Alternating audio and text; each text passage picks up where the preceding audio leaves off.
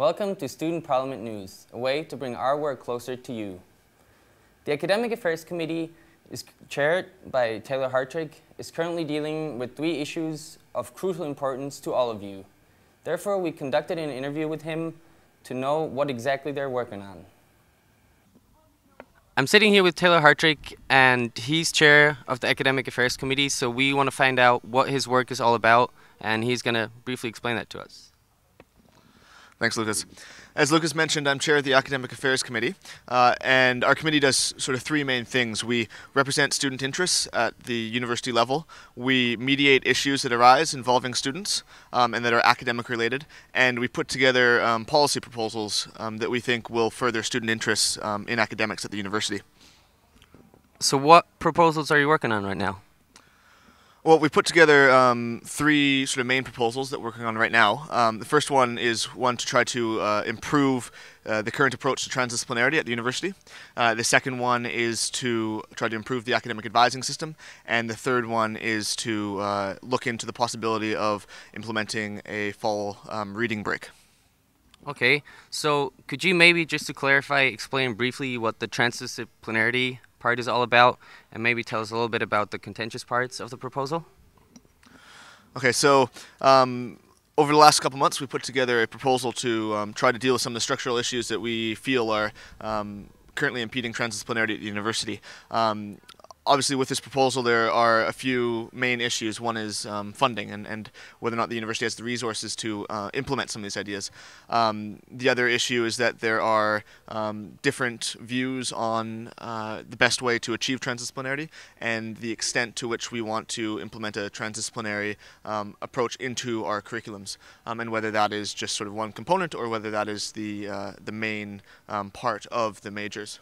Mm-hmm. So at what position, what's the standpoint right now? Where are you? What's the progress?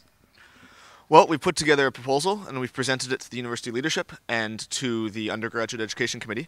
Right now we're trying to use this proposal as a stepping stone from which we can then discuss these issues in more detail with faculty and with members of the administration to see if we can come to some sort of consensus and take a few steps forward to improve transdisciplinarity here at the university. Very good. So maybe you could just elaborate very briefly on the 2 other issues that you're working on, the academic advising and the fall break proposal. And the fall break proposal. Thank you. Right, so academic advising is a proposal that we've developed to improve the advising program. It has been developed at the level of the Undergraduate Education Committee, which is an all-university committee involving students, faculty, and the administration. And that's been quite well developed, and right now we're just awaiting faculty feedback, as sort of we have been for the last few months. As for the fall break proposal, it has also been developed, and we're in the process of trying to see if there's any possible way to implement it without necessarily reducing the workload or teaching load and the level of quality of education. So a few of the issues we've come up with are there's potential that if we introduce a fall reading break, that could clash with labs, for example, and could clash with or reduce the teaching time in some courses where it's heavily needed. Okay, thank you very much, Taylor, and I hope you have a good time and you work hard on your proposals. Thank you. Remember the fun we had last year at the other side? Well, as most of you might have noticed, the other side was closed down at the end of last semester. However, through common efforts by Kaya, the administration, student parliament, and of course the team of the other side, we will soon be able to celebrate the reopening of the other side.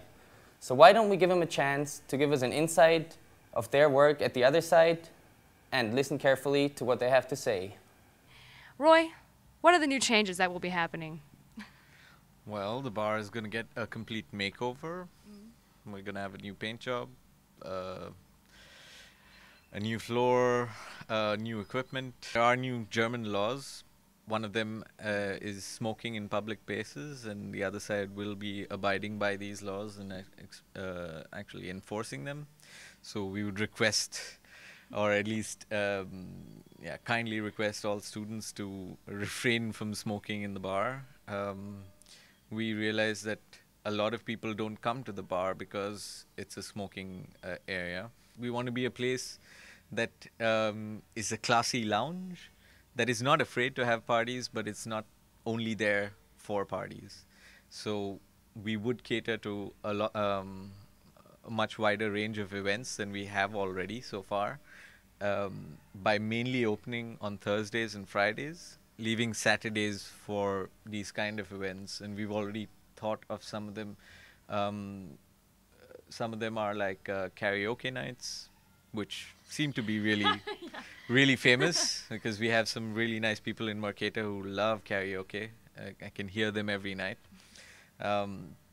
Also, pub quizzes, which, as you can see, is very successful from the C3 quiz.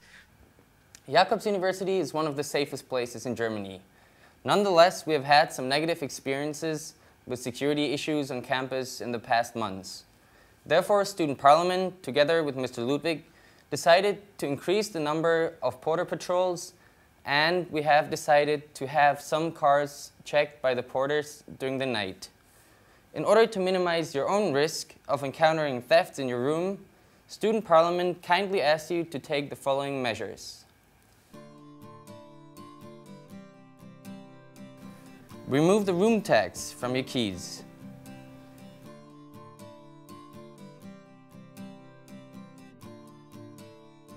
Make sure your door is closed when leaving the room.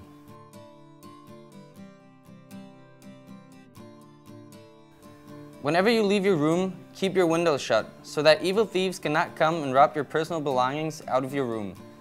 This concerns especially the students living on the first floor.